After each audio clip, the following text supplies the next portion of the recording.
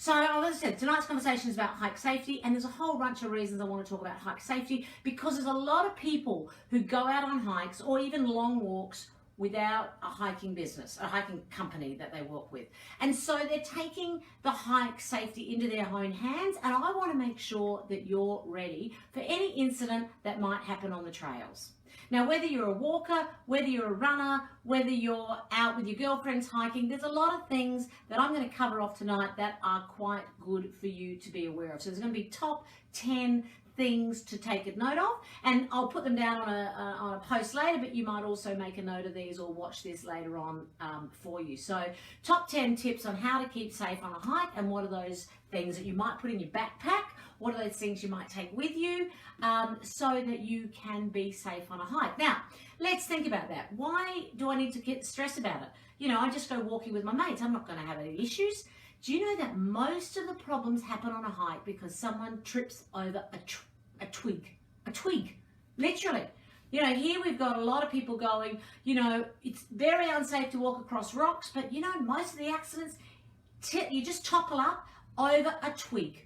And all of a sudden, the shoulder's gone, the knee's gone. There's been some accident that's caused an ankle issue or whichever. And we need to make sure that we're ready to prepare for that. Hi, Gail. Hi, Rosie. Hi, girls. How are you? Nice seeing you here tonight. I wonder if I can give a wave back. I'm not sure how to do that on this phone, but I'm sure I'll work it out shortly. So, you know, it's just about being prepared. And one of the tips I say at the end is being preventative is better than being reactive. And that's always been my motto, whether I'm climbing a high altitude mountain or hiking here in Sydney. Let's be preventative rather than reactive. So what are the things I can do to prevent an accident rather than what are the things I need to do when an accident has happened? So we really want to be preventative. And sometimes it's just being aware of certain things. And sometimes it's, if an accident happens, sure, what are the things I need to take into consideration? So, you know, here's a couple of examples. As I said, I was walking with a couple of guys last year, very worried about over the rocks we were going. We took a lot of safety. We put even towels down so they wouldn't get hurt on the rocks, made sure they were safe. And yet one of the hikers tripped over a twig and sprained her ankle. Now, we got her out from there, but again, with a lot of care and support, but she was in a boot for 6 weeks. Now, we do everything to make sure you're safe on things that are going to make you safe, like going over rocks, but here she was on a path falling over a twig.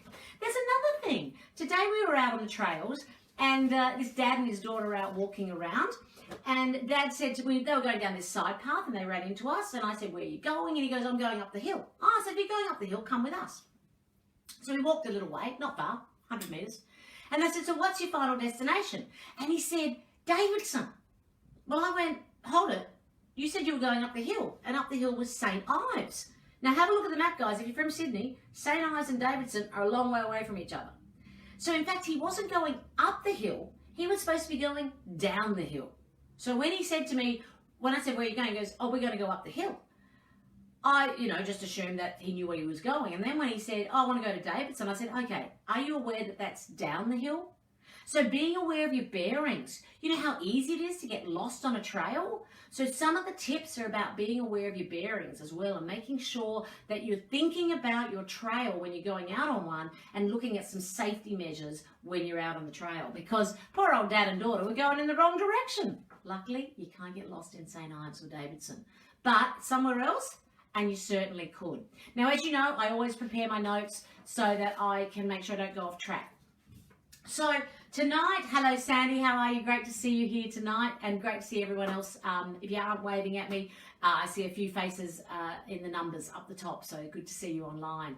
Hey, so what are my top 10 safety tips? So number one, and some of these are obvious because some of these you've heard before, but number one, go in a group. Even if it's just 3 girlfriends, you know, 3 friends. If you're hiking in the bush, go with 3 people. Now, why would I say 3 and not a pair? Because often someone says go with a mate, you know, don't hike on your own. But there's another reason why I'm actually encouraging you to hike with 2 mates, 3 people. Let's say per chance there is an accident that happens, someone needs to stay with the patient, while someone else might have to go and get some support.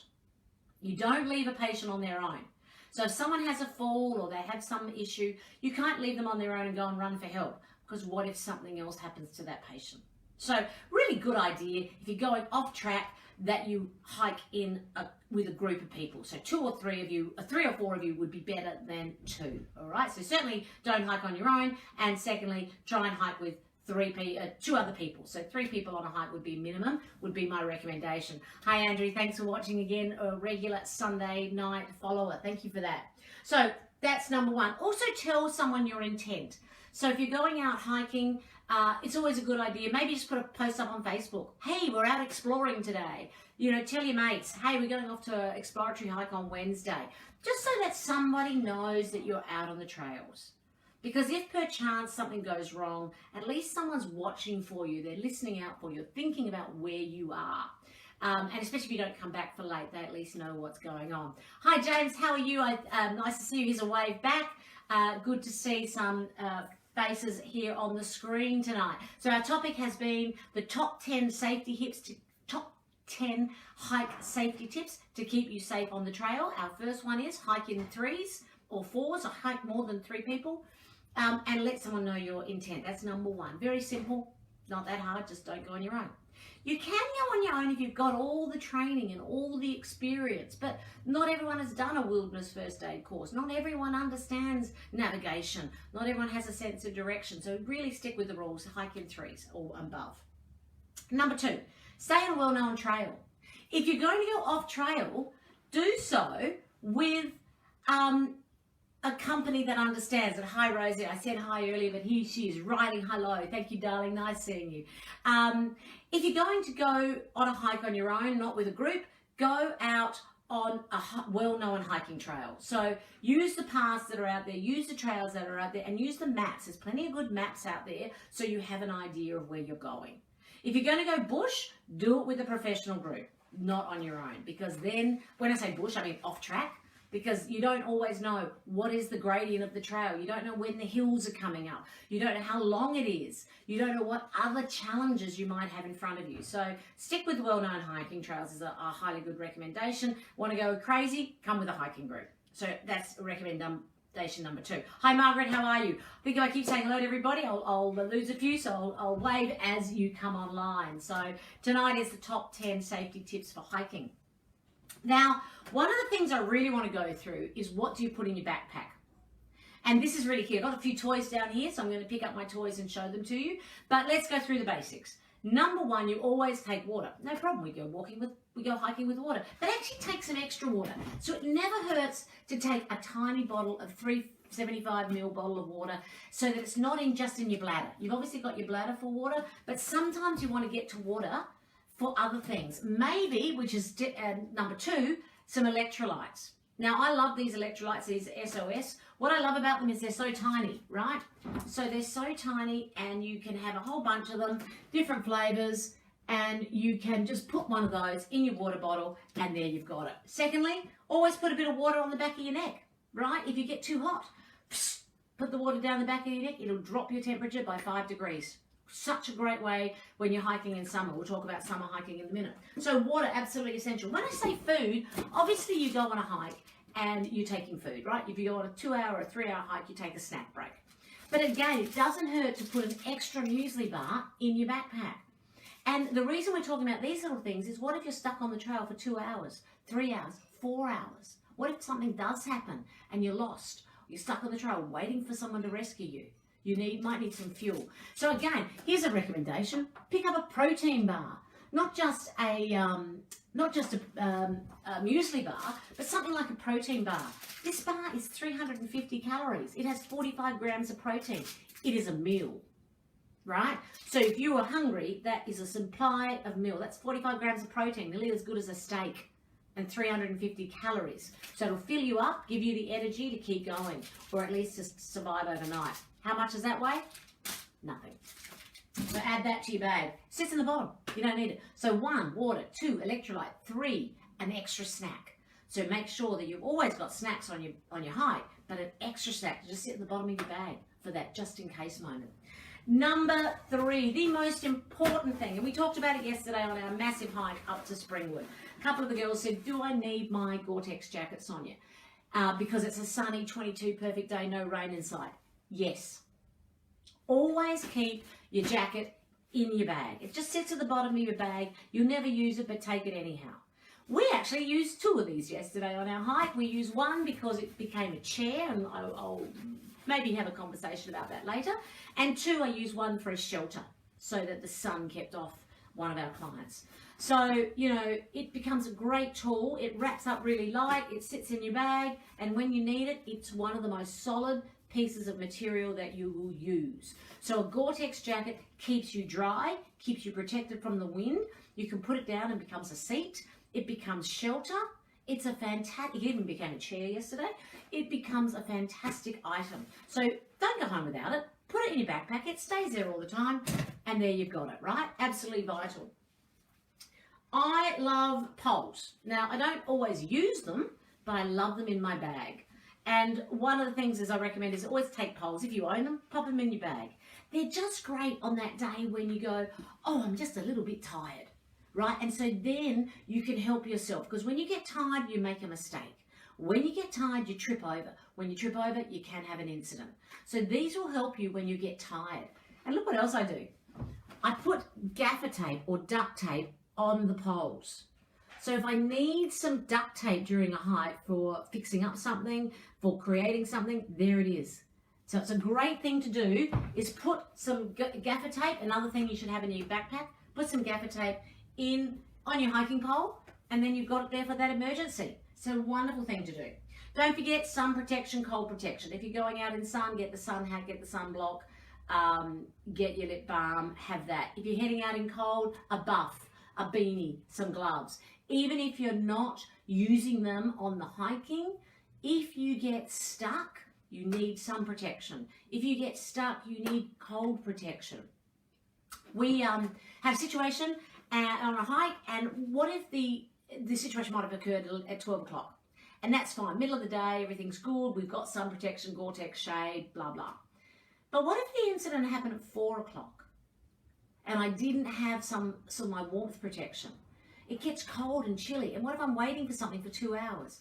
So, you know, think about the hot and the cold. Think about the protection. Think about the layers you might need just in case, if it's a 2-hour delay. So sometimes when you're waiting for an ambulance, by the time you've told them you need it, and by the time they get to you, and then by the time they remove you from the incident, it could be 2 to 3 hours from the time the incident happens to the time you are in the safety of an ambulance, a hospital or something like that. So, you know, think about if that happened at 4 o'clock in the afternoon, do I need something extra? If it happens at 11, do I need something extra? What is your hike doing? What time of the day is your hike going? Think about that and add that to your equipment. All right, I've said poles, I've said gaffer tape. We're now up to what would you put in your first aid kit. So many of you will take out a first aid kit, which I think is fantastic. But what are the key items I think are good for a first aid kit? So here are the ones that I think are absolutely essential. Do not leave home without a compression bandage. So a compression bandage is a bandage that is not about fixing up wounds and grazes. It's about putting on your leg if you need to compress something. Now, it might be for a knee injury. It might be for an ankle injury. It might be for a snake bite.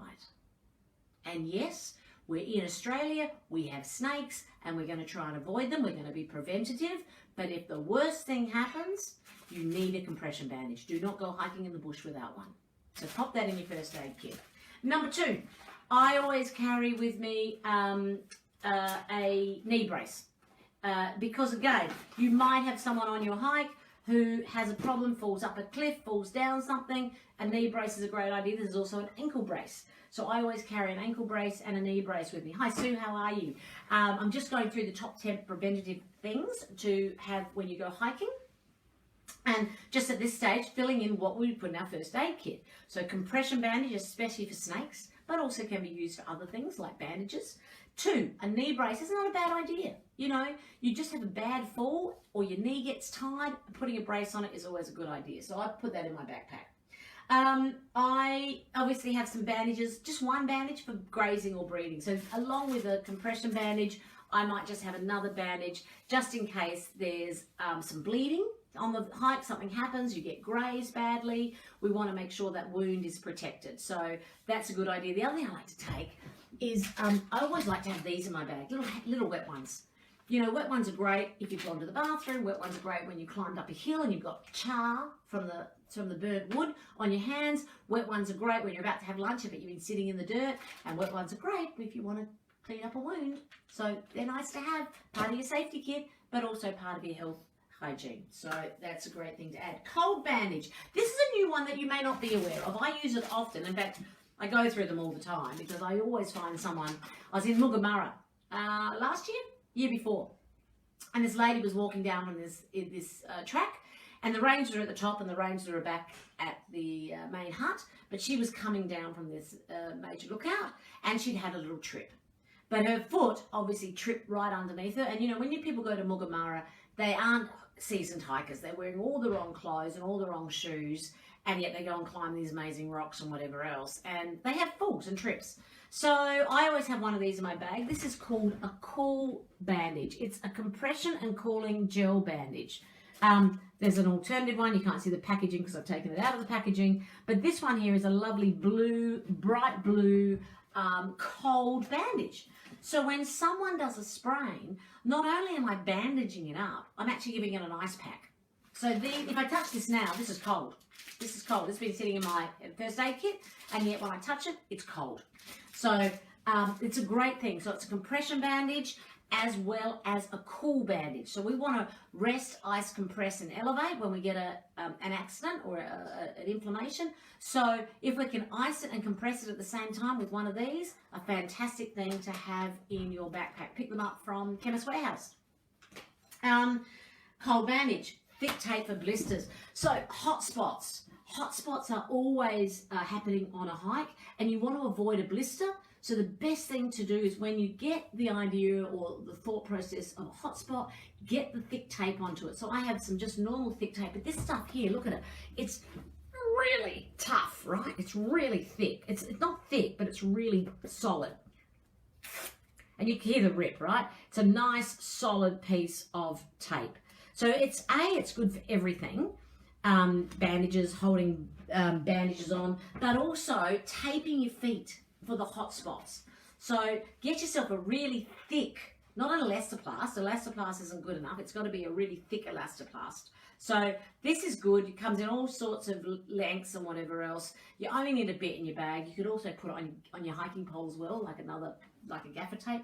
But great for strapping under toes. I do it a lot when we take hikers on long hikes, when we go on the Spit to Manly. People are starting to get sore feet. Maybe their shoes are too tight. Maybe their soles are just sore, especially after 15, 20 Ks.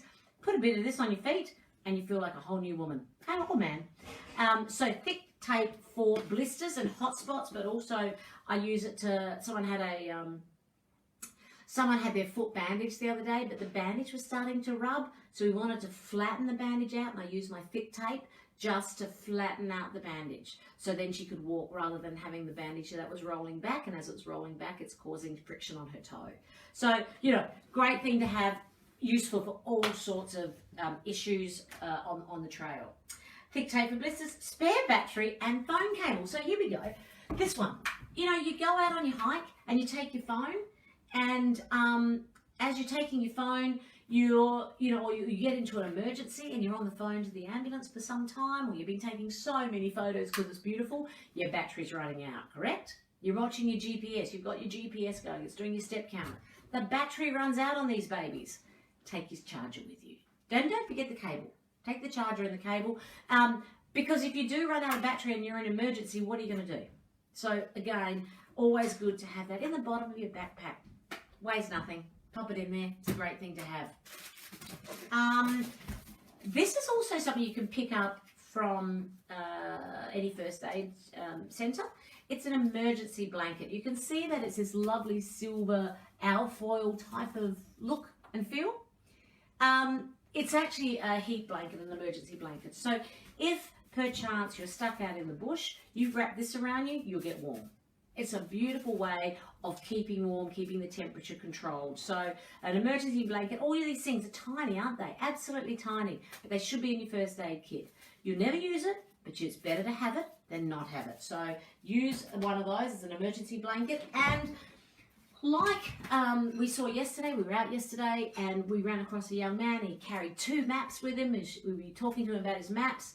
And yet my boy this morning I ran across, I said, "You going up or down?" He goes, "I'm going up." Should have been going down. Where was his map? So whether it's a real map, whether you've made your own map, whether you have a really good mapping system on your phone, but maps are key. Make sure you have something there. If you've done a reconnaissance of your trip, fine. You know, like you're out, you've been out with another group and you've written down the locations. But if you're going out on your own, take a map. Do the work on the computer before you go out, print it out and take it with you. So absolutely vital. A couple of other things. That's your first aid kit and a few other little things there. 2 other things I recommend. Some of you have heard me talk about this thing. In Sydney and Australia, we highly recommend this little device called a tick machine. Have a browse at it. This is fabulous. It does a repel of ticks for about 3 meters from the body. Put it on your backpack and keep those little bastards away. And I say that because they are, right? So get rid of the ticks. These are great. You can pick them up from us. They're $75 each, but they're brilliant. There's an app for your phone. You're getting all this? There's a lot, isn't there? So this is number 9. I think it's number 9. Oh no, it's number 4 of the big thing. So we went through oh, my little notes here. We went through, I threw it on the floor. That was why I can't see what we went through. We went through 1, which is go in numbers. We did 2, stay on a well-known track. We talked about the things you might take in your backpack, and that's where we got to the first aid kit, and we were taking things in the first aid kit. And now we're up to number 4, which was download the SOS app. So on here, let me call this up for you and show you. On here is a little app called Emergency SOS. Can you see that? If I go, no, you can't. No, anyhow, Emergency SOS. And basically it has the 000 number, but it also has, can I do it? Can I do it? Can I do it? I don't think I can. Anyhow, there it is. There it is. Go down, go down. Sorry guys, I really want you to see this, but I'm not sure how to do it. There she is. Can you see that little word there? Long and lat. Long and lat. There we go. All right, what am I trying to show you? You download the app and you'll have a look at it. Emergency SOS. It's such a good app because no matter where you are, you can just ring emergency. So press this and it rings 000. But one of the things they want to know is where you are. Now you could say, well, I'm somewhere between Davidson and St. Ives. Yeah, right, but there's a lot between Davidson and St. Ives. I'm in the Garigal National Park. There's 5,500 hectares in the Garigal National Park. I'm on the Slippery Dip Trail. It goes for 5 kilometres. So where are you? This gives you the latitude and longitude of where you are. So it tells you that you're at minus 33 point, and you're at 151 point, right? But those last 5 digits, the they're the most important one. Because minus 33 and 151 is basically Sydney. It's the 0.54927 tells exactly the pinpoint of where you are. We actually were on a hike yesterday. We were in Springwood, and I happened to have to ring the police to say, I want to let you know we're here on Bunyan Lookout. We have an emergency. And they go, where's Bunyan Lookout? Now they're in Springwood, and Bunyan Lookout is in Springwood. It's a little lookout in their little mountain range, and the police had no idea where that was. They said, what's your GPS coordinates? I said, minus 33.54729 and 151.666672. Now, that was great, because when we did need to get a helicopter in, that came straight into the exact point we were at. So it's a really good thing to have, no matter where you are in the world, or where you are in Australia, to download Emergency SOS or Emergency Plus. Okay, Emergency Plus. Such a good app. All right, going off grid. If you are going off grid, grab one of these. When I say going off grid, you're going in the Blue Mountains, you're going in an area that maybe your mobile phone doesn't work. So when we go on the 6-foot track, when we go on Mount Kosciuszko, when we're in Springwood yesterday, we have a personal location beacon. You can pick them up from the police departments, but you can also have one of yourself. If you're really crazy, want to spend the money, you own one of these little babies. This is a Garmin InReach. We have this for our hiking team, but you can also borrow them from the police department, police stations. So very important, a personal location beacon is an emergency device that if you are in trouble, you can press the button and they will come and find you. Because not always does this work. Maybe the battery's died, maybe you're in no reception. And if you have no reception, you can't do longitude and latitude. You can't phone the SOS guys, can you? But this, press a button, they'll find you. And the InReach is quite nice because it actually has text messages and you can talk to them and you can find the satellite and you start going through. So we have these because we like to make sure that our hikers are safe. But if you're going into the Blue Mountains hiking, go off and see your local police station and get them to loan you one. Right. Also, fill in a trip intention form. Again, especially going off the grid. Fill in a trip intention form. They're always on New South Wales National Parks page. So if you're doing something with a group and you're just heading out and you don't know where you're going, fill in a form. That way then there'll be someone knowing that where you intended to go and they'll be able to watch for that. I know that when I do the Great North Walk here in Sydney, you'll see little boxes and you can write your name in there to say you've been on that, and that's also a good record. When you go to Cradle Mountain or the Walls of Jerusalem, there is a little book. You register for any walk you do in Cradle Mountain and you register for the Walls of Jerusalem walk the day you went in and the day you went out, so that they know that these people are in this area, which means if something goes wrong, they know what's looking, you know, who they're looking for. So that's really good, but also you can do it online in New South Wales at the New South Wales National Parks. Some other pointers, this is where we're ending on. Some other little things I like to say are be proactive rather than reactive. That was my opening sentence.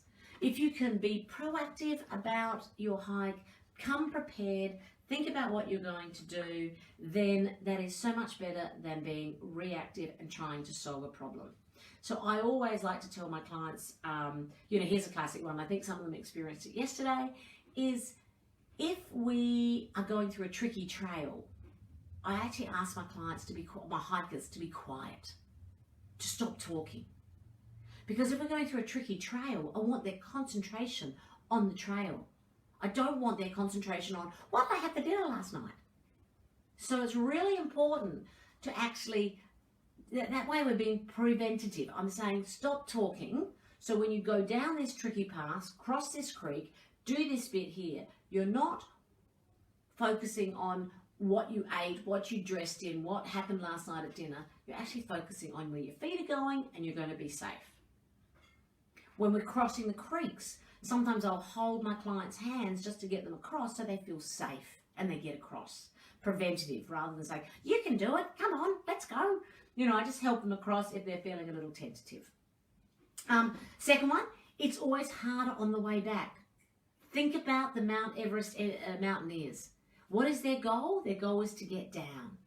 And their goal is always, I know I have to get down because it's harder going down. So we want to make sure that you get back on the trail rather than want to get back on the trail and back to your cars rather than worrying about it. And yesterday, I keep using this example from our big hike yesterday, it was 18 kilometres. There were 3 massive hills. So there was a group, I said, I prefer you not to do the first hill because I want to get you back to the cars feeling healthy, feeling happy, having a successful trip. The whole purpose was to get them up the second hill because the second hill had the best views. So some of them, we broke into 2 teams. So some of them we said, you come with us because that way you get the best of the second hill. And others, hey, they had the energy and the strength, they could do the 2 hills. But we thought about the long term. Because you not only do you have to do that hill, the second one, you then had to go down it, cross a few slippery creeks, and then go up a 3rd hill at 18 kilometres. So you're tired and you've got big hills. So, you know, sometimes being preventative by asking one set of group not to take the big hill is really, really important. So that's what we often do. And also watch when you get tired, because sometimes you get fatigued, and when you get fatigued, your legs don't work as well. All right, so think about that. When you're tired and stressful, sometimes you shuffle. You don't lift your legs as high, and therefore you're more prone to accidents. So when you're tired, you're obviously more prone to accidents. And again, be more careful on the way home than on the way out, because that's when you're tired. Number 3 on this little special bit, be ready to turn back. Sometimes you go on a trail and you don't know where you're going, and you've gone so far that you've lost the trail, or you've gone, I'm not sure about this. You know that you've come this way, go back the same way. Rather than go on and try and continue the loop and find the trail, go back the way you've come. And likewise, let's add that in to watch the time. Because you might go, well, I've gone out for 2 hours, I've now got to go back. Guess what? That's another 2 hours. Have I prepared myself for a 4-hour hike? So watch the time, because we can get chatting and excited and keep walking, and all of a sudden, oh my God, I've been gone an hour and a half. I've got to get back yet. It's going to be dark. The other thing too is, if you're out on a hike, look for, and I do this all the time on my reconnaissance hikes, look for significant landmarks. Maybe they're junctions in the hike. Maybe they're separate trails. Maybe they're signs. Click a timer, maybe on your watch, maybe on your phone, make a note. Click a timer to say, 20 minutes it took me to get from A to here. Okay, I now know that. Then you walk the next bit. Oh, it took me only 10 minutes to get to this waterfall. Walk again. Oh, it's taking me a half an hour to get to this big log where I'm going to have a rest. Now, I've got to go back. I know it's an hour back, but at least I know that the waterfall is a half an hour away, and then I know the big rock or the junction point is 10 minutes after that. And then I'm at the junction point and I've only got 20 minutes, I'm at the car. Isn't that better to know how far you've gone than to go, we're nearly there, we're nearly there, we're nearly there, or for your calendar friends to say, are we there yet? So knowing how far a track is always a good idea. And it's the first time you've done it, use wayward points, use little measuring points so that you can keep an eye on how far you've gone. Number 10, there we go, there's my top 10, and I'll put them in a little note for you. Just a couple of things to watch out for, because we're moving into summer. So I've been talking a lot. Normally I add feedback in, but I wanted to get my 10 points out. So if there's any thoughts, just drop some ideas back to me. That'd be fantastic. But I do want to cover off 3 little things about summer hiking. It's, again, safety, so it's really key. One is, there are snakes out there. They're coming out of hibernation. They're on the ground. So think about that. Watch for snakes. You always use your eyes. The front hiker is always constantly manning the floor. That's their job. The other hikers might be making noise either by talking or banging sticks. If you're ever out, you bang sticks if you've got no one to talk to. Redness when you're hiking. Check your buddies, check for redness in their face. If their face is getting very red, you know that their body temperature is overheating. You need to cool them down. Hydrate, lots of water, electrolytes for extra hydration, water on the back of the neck, have a cool towel that you can put around you. Get that body temperature down, just stop and rehydrate. It's really, really key. Breathing. Listen to your breath, listen to your body's breath. Because when you're hiking in summer, you're going up hills, everything's a lot harder. If your breathing is getting heavier and heavier and heavier, it's time to stop. It's time to stop and rest. Let's get that heart rate back down. All right, so don't just keep going, oh, I'm just unfit. No, just stop. It's okay to stop. So really get your heart rate back down. Walking style. Look at the walking style. Has the walking style changed? Are the people, stepping, as I said, sluggishly? Do they look like they're tired with their walk? Have they slowed right down? If their walking has changed, you know they're exhausted. It's a great time to refuel, a great time to put that muesli bar into the body. More water, stop, rest, hydrate, fuel up. These things are really key. When you get tired, you're going to have an incident. So don't get tired, so therefore rest. And if it takes an extra 5 minutes to get back to the car, so what? The extra 5-minute rest is so key to your survival. Shelter. I put that down because if you're going to do any of this resting for breaths, for gait, for breathing, find somewhere to do it in shade. And we're so lucky, we've got so many caves on our hikes in Sydney that you'll find a cave and just go and sit in there. It's the coolest place to sit. The caves, because of the way they're made, the sandstones, and the way that they're sheltered, you drop your body temperature immediately by 5 degrees. So absolutely, when you're hiking in the summertime, if you see a cave, take the rest spot, even if you don't need it. Oh, we're in a cave, let's just sit here for a minute, have some extra water, have a snack, get some almonds in me, and just have a little rest. And then you can go again. So hiking in the shade is one thing, but hiking and stopping in a cave is so much better, and it will help you stay healthy. So there are my top 10 tips, plus a few extra on staying safe when hiking. Key one is hike with 3 people. Tell someone where you're going. Pardon me. Make sure in your backpack you've got all the right gear, your Gore-Tex jacket, some gaffer tape, your first aid kit, and we've gone through what should be in your first aid kit. If you're going off track, have a map, have a personal beacon. If you're walking in summer, watch out for snakes. You know, stay hydrated, watch out for your walking gait, watch out for your breathing. So a whole bunch of little top tips in there. Hopefully they will keep you safe on the trails. I'm going to put this video up on our YouTube site, especially for you to share with any of your hiking buddies, so that they can think about, oh, what are the top 10 things I need? And I have written this down, so I might just put a copy of this in our Hike Fit page and our Sterling Results Fitness Club page, so that any of you that are hikers can just go, here's some top tips, let me have a look when I'm going out on my own.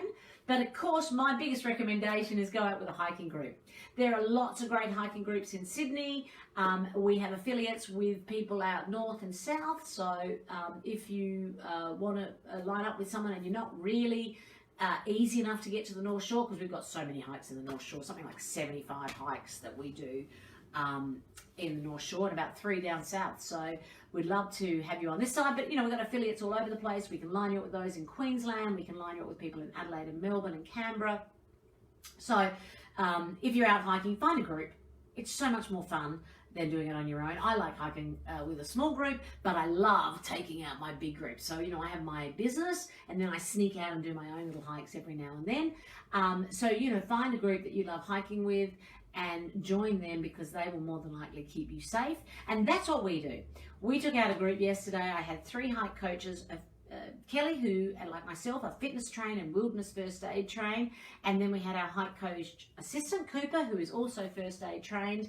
And we could take out the group. 16 people went out to Springwood, and we could look after them and make them safe. We did have a couple of incidents on the hike, but those ladies are totally taken care of and back in the safety of their homes. And we did even have to call out a helicopter to rescue one of our people, but you know, that's because we knew how to take care of her. We knew the situation at hand and what to do. We actually created a stretcher out of a hiking pole and a Gore-Tex jacket, and we luckily had a few strong people in the team, and we could carry her up quite a steep mountain. And where we couldn't carry her, she was the bravest woman in the world, and she climbed up on the tiny steps where we couldn't get 2 bodies through. So, you know, we used our first aid techniques and our wilderness first aid skills, and we got her in the safety. We got the ambulances in, we had the police there, the police rescue. They organised a chopper, and she was rescued and taken to Nepean Hospital. And all she did was trip over a little stick, but had a fall and pulled the ligaments off her knees. So really serious result from a very minor little trip. No one had done anything wrong. She was in a great state. She was healthy. She was still happy. She wasn't tired. It was just a trip. So these things, as I say, happen. The most important thing is to stay safe. We will look after you, but if you're on your own, these tips are to help you. So hopefully this has been fun. You've learned a few things, you've packed your bags differently, and you are now ready to go out hiking. And if you want to join us, you know we have 7 hikes a week. Monday, Tuesday, Wednesday, Friday, Saturday, Sunday, and Sunday afternoon. So 7 hikes, all different gradients, from the beginners to the advanced. We have getaways over the weekends like Springwood yesterday, Illawarra in a month. We've got Kosciuszko in December, 6 Foot Track coming up. We're going down to Tasmania in January, given the borders are open, and a lot of other New South Wales hikes, and we will get back global once we are safe to do so. So if you want to know anything about hiking, give us a call. This has been Sonia Ray, Sterling Results Fitness Club. We are the fitness and hiking experts here in New South Wales. So I'm hoping that one day we will see you on the trails. In the meantime, this has been Sonia Ray. Have a sterling day. See you guys. See you next Sunday.